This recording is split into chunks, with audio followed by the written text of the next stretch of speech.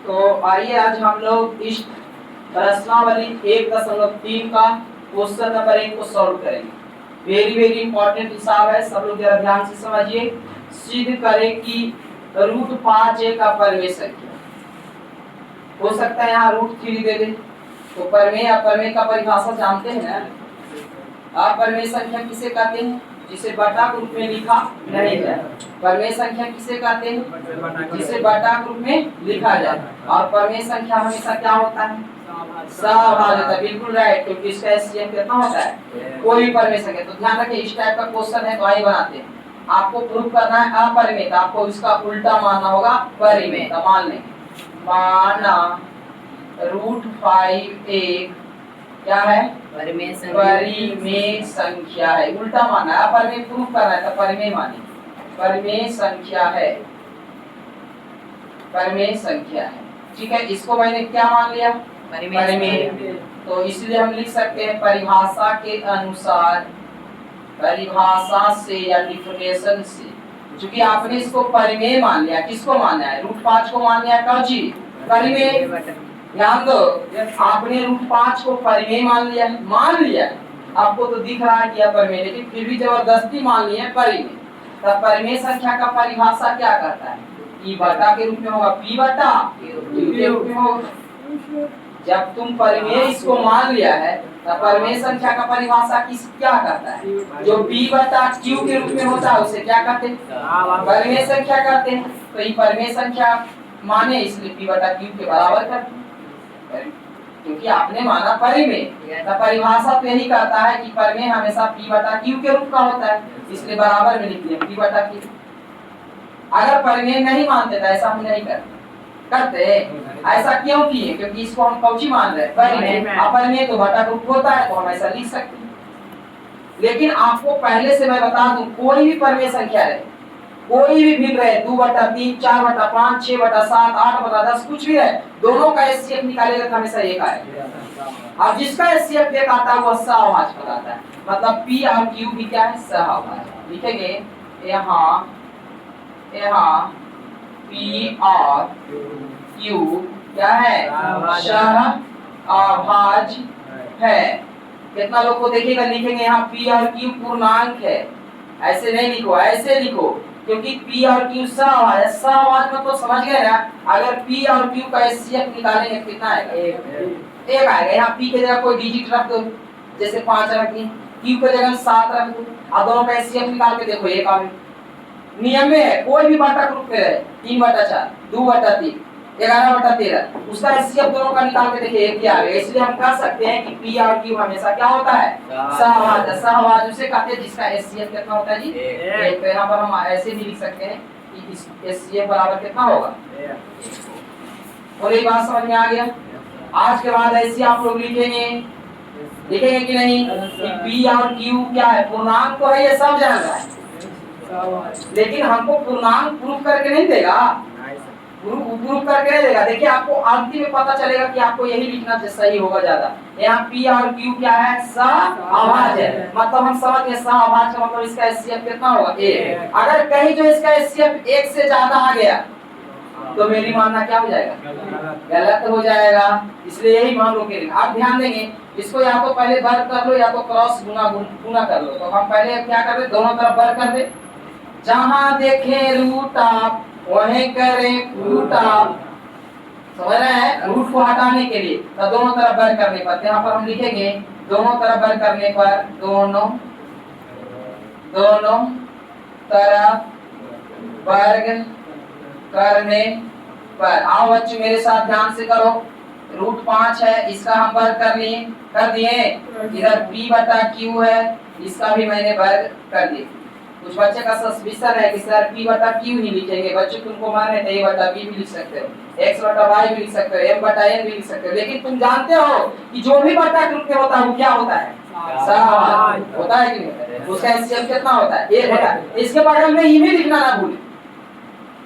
परिमेय संख्या का जितना जनरेशन रहे चाहे 4/3 हो, चाहे 7/11 हो, चाहे 22/23 हो, चाहे जो भी हो, इस सभी का एचसीएफ अगर निकालेंगे, इन दोनों का एचसीएफ निकालेंगे एक आएगा, इन दोनों का एचसीएफ निकालेंगे एक आएगा, इन दोनों का एचसीएफ निकालेंगे एक आएगा, और जिसका एचसीएफ एक आता है उसे सहवाज कहते हैं। तो बोलिए सहवाज होगा, ये भी तो बाटा के रूप में है, तो इसका भी तो एचसीएफ एक आएगा, तो ये क्या होगा? सहवाज होगा। बोलिए समझ में आ रहा है? आप जरा ध्यान दीजिए आगे। तो दोनों तरफ मैंने वर्ग कर दिया, वर्ग करने के बाद आप सभी जानते हैं स्क्वायर रूट क्या हो जाता है? कैंसिल। तब बच गया कितना? 5। इधर p का स्क्वायर p स्क्वायर, q का स्क्वायर q स्क्वायर। आप तिरछा तिरछी गुना कर लें। आपको पता है किसके नीचे 1 होता है, तो इसको क्रॉस गुना करें। आया 1 लिखना कोई जरूरी है, नहीं समझ में आया तो जरूर लिख लेना, तो गुना कर दो। कानून से कुछ बच्चे का कंफ्यूजन है, सर पहले n से गुना करें कि n से? जब मर्जी जब से करें, तो कर लेते हैं हम लोग। आइए कर लेते हैं। 5 गुने q 5q स्क्वायर बराबर p स्क्वायर गुने p स्क्वायर। बोलो हुआ कि नहीं? इसको क्या करेंगे? समीकरण क्या करेंगे? कर लेंगे। और यहाँ पर एक चीज लिखना होता है। अच्छा एक चीज तुम लोग ध्यान देना, इसमें दो संख्या क्या है? एबीसीडी का लेटर, एगो q और एगो p, और एगो क्या है? संख्या। तो जो संख्या बचेगा उसको इधर भगा देना। अगर संख्या इधर रहे तो इधर भगा देना, इधर रहे तो इधर भगा देना, तो इन्हें गुना हो जाएगा, भागा हो जाएगा। तो बताओ 5 किसको भागा देगा जाके? p स्क्वायर को। अगर ये 5 इधर रहता तो ये q स्क्वायर को भागा देता, देता कि नहीं?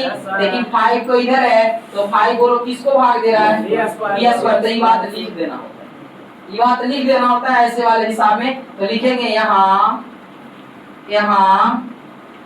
5 p स्क्वायर को विभाजित करती है, विभाजित करती है। बोलो यहाँ 5 p स्क्वायर को विभाजित करेगा। ध्यान रखें अगर स्क्वायर को विभाजित करता है तो p को भी विभाजित करेगा, तो ये भी बात आपको लिख देना है। इसीलिए 5 p को भी विभाजित करेगा। बात समझ में आ गया? जिन बच्चों को ये समझ में नहीं आया मेरे कमेंट बॉक्स में कमेंट करके पूछना कि सर ई लिखना आई लिखना क्यों जरूरी है। ध्यान रखें, यहाँ से देखिए आपको याद आ जाएगा 5 इधर गुना में है, इसके बीच क्या है? गुना। ऐसे जाएगा क्या हो जाएगा? भागा। लेकिन ले नहीं जाना है बल्कि उस बात को लिख देना है। आया समझ में? इस बात को लिख देना होता है कि 5 इन्हें गुना हो जाएगा तो भागा, भागा है तो विभाजित कर रहा है, तो वही बात को लिखेंगे कि 5 p स्क्वायर को विभाजित करती है। एक बार स्क्वायर के लिए लिखा, बिना स्क्वायर के लिए लिखे 5 p को भी विभाजित करेगा। बोलो इतना बात हो गया। अब क्या करेंगे जरा ध्यान दीजिए सारे लोग, यहाँ ध्यान दीजिए बच्चों, आधा स्टेप पार हो गया आपका। अब यहाँ बताइए एक p बराबर p है, यहाँ 5 है, तो यहाँ से एक मान निकाल लेना है आपको। ध्यान दीजिए यहाँ p और 5 है, तो आपको लिख लेना है p बराबर 5। क्या लिख लेना है? p बराबर 5। अगर यहाँ पर रहता 2 और रहता, यहाँ रहता 2 और यहाँ a, तो क्या लिखते? a बराबर 2। मान निकाल लेना है यहाँ पर। तीसरे कोई यहाँ पर कोई पूर्णांक आ रहा है उसका मान निकाल लेना। जैसे यहाँ पर देखिए p है, तो p का मान कितना हो जाएगा? 5। अगर a रहता, यहाँ 2 रहता तो a का मान कितना हो जाता? 2। तो हमने लिख लिया p बराबर कितना? 5। अब देखिए p हमने मान चुका है, q मान चुका है, कोई तीसरा पूर्णांक यहाँ मान लीजिए r, कुछ मान लीजिए ABCD कुछ भी, दोनों छोड़ के, क्योंकि हमने शुरू में p q मान लिया है। एक और नया वाला जरूरत पड़ेगा, यहाँ जो मर्जी आप मान ले, तो मैंने मान लिया कर r। सही है। आप क्या लिखेंगे? समीकरण 1 से। क्या लिखेंगे? समीकरण 1 से। तो समीकरण 1 कहाँ है बच्चों? समीकरण 1 कहाँ है? यह है समीकरण 1। इसको यहाँ ले आओ। 5q स्क्वायर बराबर p स्क्वायर ले आए। अब क्या करना है? 5q स्क्वायर वैसे ही के वैसे ही रहेगा, और p का मान अभी हम निकाल चुके हैं 5r। ध्यान दीजिए बात में लिखिएगा, p का मान निकाल चुके हैं 5r, तब p के जगह लिख देंगे 5r, इसका स्क्वायर है तो स्क्वायर कर देंगे। अब आइए इसको लिखेंगे 5q स्क्वायर, 5 का स्क्वायर बोलो रे 25, r का स्क्वायर बोलो रे स्क्वायर, तो ये हो गया 25 कट गया ना जी। यहाँ बच गया q स्क्वायर बराबर 5r स्क्वायर। बोलो समझ में आ गया? q स्क्वायर बराबर 5r स्क्वायर। अब बताओ तुम लोग बताओ ये 5 किसको भागा दे रहा है? आर को क्यू को? बिल्कुल राइट, क्योंकि इधर से इधर जाए तेरे गुण आए जाके भागा। तो जैसे यहाँ किए थे ना, यही वाला लिखना है यहाँ भी। 5 किसको भाग दे रहा है? यहाँ लिखना है यहाँ 5 क्यू स्क्वायर को भाग विभाजित करता है, भाग देता है। यहाँ 5 क्यू स्क्वायर को विभाजित करता है। अब बताइए स्क्वायर को करता है तो क्यू को भी करेगा। तो एक बात और लिखना, इसीलिए 5 क्यू को भी क्या करेगा? विभाजित करेगा। अब सारे बच्चे का ध्यान चाहिए, यहीं पर तो नहीं समझते हैं, यहीं पर सारे बच्चे नहीं समझते हैं। यहाँ डायरेक्ट लिखते बच्चा विरोधाभास। पहले समझिए, यहाँ ध्यान देंगे सारे बच्चे। देखो रे, तुम्हारा 2 कंडीशन बन गया। एक बार 5 पी को भागा दे रहा है, सुनो 5 जो है 5 जो है किसको भागा दे रहा है? पी को। अरे अभी आया 5 क्यू को भी भागा दे रहा है, 5 क्यू को भी भागा दे रहा है। सुनिए 2 कंडीशन बन गया, 5 पी को भी भागा दे रहा है और 5 क्यू को भी भागा दे रहा है। मतलब ये दोनों का एचसीएफ 5 है। समझा? एक बात बता रहे, फिर से समझो। मान लेते हैं यहाँ मैंने लिखा 3, यहाँ लिखा 6, ये 2 संख्या है, ये दोनों को भाग दे रहा है 3। देखे तो नहीं दे रहा है, 3 से कट जा रहा है, 3 6 से कट जा रहा है, मतलब दोनों का एचसीएफ निकालेंगे तो 3 हो।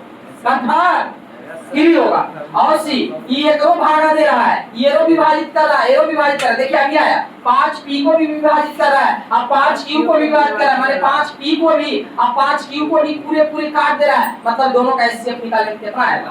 5 आएगा। 5 आएगा। जैसे ये मेरे देख सकते हैं, 3 को भाग दे रहा है, 3 6 को भी भाग दे रहा है, पूरी 3 1 कम 3 2 6 तो पूरी कट गया ना। तो जो काट देता वही एचसीएफ होता है। इसका एचसीएफ 3 है तो इसका एचसीएफ बोलो कितना होगा? 5 होगा। ताई जी इसका एचसीएफ 5 आ गया, पी और क्यू का एचसीएफ कितना आ गया? 5। लेकिन पी और क्यू तो परमेय संख्या था, तो इसका एचसीएफ 1 आना चाहिए था। हमने माना था इसको परमेय संख्या, और परमेय संख्या हमेशा सहभाज्य होता है, मतलब उसका एचसीएफ हमेशा कितना होता है? 1 होता है। लेकिन इसका एचसीएफ कितना आ रहा है? 5। क्यों? क्योंकि यहाँ P 5 P को भी भाग दे रहा है, 5 Q को भी भाग दे रहा है, मतलब दोनों को भाग दे रहा है 5, मतलब P और Q का एचसीएफ 5 आ रहा है। जबकि P और Q का एचसीएफ कितना आना चाहिए था? 1 आना चाहिए था। इसीलिए विरोध उत्पन्न हो गया। नहीं ना समझे? यही बच्चे नहीं समझते हैं और उनको गुरुजी कटोरे रटवाते हैं कि माना P और Q पूर्णांक है। पूर्णांक क्यों लिखेंगे? क्या है? सहभाज्य है, क्योंकि P और Q का एचसीएफ हमेशा 1 होना चाहिए, तब ये परमेय संख्या होगा। कोई परमेय संख्या उठा के देख लो और उसका एचसीएफ निकाल लो। जैसे 3/4 तो 3 और 4 में एचसीएफ लगाइए, हमेशा कितना आएगा? 1 आएगा। जिसका 1 आएगा उसे हम क्या कहेंगे? सहभाज्य। और कोई भी परमेय संख्या रहेगा तो उसका सहभाज्य रहेगा, मतलब उसका एचसीएफ 1 क्या आएगा? 1 क्या आएगा। लेकिन यहाँ देखिए तो इकारा 5 P को भी भाग दे दिया और 5 Q को भी भाग दिया, दोनों को भाग दिया, मतलब दोनों का एचसीएफ 5। ध्यान दीजिए फिर से, यहाँ मैंने लिखा 10 और यहाँ मैंने लिखा 15। आज मान लो ये 5 10 को भी भाग दे रहा है, 5 15 को भी भाग दे रहा है, मतलब दोनों का एचसीएफ 5 है। दोनों का एचसीएफ 5 होगा। और यहाँ 5 P को भी भाग दे रहा है और 5 Q को भी विभाजित कर रहा है, मतलब P और Q का एचसीएफ कितना आ गया? 5। जबकि हम बताए थे कि P और Q सहभाज्य एचसीएफ 1 होना चाहिए। आया कितना गया? 5। हाँ, तो ये हो गया क्या चीज? विरोध। तो यहाँ पर लिखेंगे, यहाँ लिखेंगे अतः P और Q का P और Q सहभाज्य है कि नहीं है? नहीं है। अगर होता तो एचसीएफ 1 आता, लेकिन यहाँ पर ऐसे आता कि एक P को भी विभाजित करता है, एक Q को भी विभाजित, 1 होता है। लेकिन यहाँ 5 5 आ रहा, मतलब 5 हो गया एचसीएफ। तो एचसीएफ 5 होगा तो सहभाज्य होगा। सहभाज्य वही होता है जिसका एचसीएफ 1 आता है। तो लिखेगा P और Q सहभाज्य नहीं है। तो सहभाज्य नहीं है, मतलब इसका एचसीएफ 1 नहीं है। तो वो विरोध उत्पन्न हो गया कि नहीं? अच्छी विरोध उत्पन्न हुआ। हम लोग जानते थे कि एचसीएफ 1 होता है, लेकिन यहाँ एचसीएफ कितना आ रहा है? 5 आ रहा है। तो लिखेंगे यहाँ लिख देंगे कारण लिख देंगे क्योंकि पी और क्यू का HCF कितना हो रहा है, यहाँ 5 हो रहा है, इसीलिए यहाँ विरोध उत्पन्न हो गया। क्या उत्पन्न हो गया, विरोधाभास उत्पन्न, विरोधाभास उत्पन्न होता है। अब विरोध उत्पन्न हो गया। हम इसको माने थे परिमेय, सुनो गौर से लास्ट बात, हम इसको माने थे परिमेय। अब परिमेय का HCF हमेशा 1 होता है। अब मेरे परिमेय में एगो P था एगो Q था, इसका HCF 1 होता है, लेकिन दोनों का HCF मुझे कितना आ गया, 5 हो गया। तो क्या मेरी मानना सही है, मेरी मानना सही है, नहीं है मेरी मानना सही। अगर सही होता तो HCF 1 क्या, ये विरोधाभास हो गया, विरोध हो गया दोनों में। हम माने थे सहभाज, आई कह रहा है सहभाज नहीं है, क्योंकि इसका HCF 5 1 रहता था ना सहभाज, तो विरोध उत्पन्न हो गया। तो आप लिख सकते हैं अतः रूट 5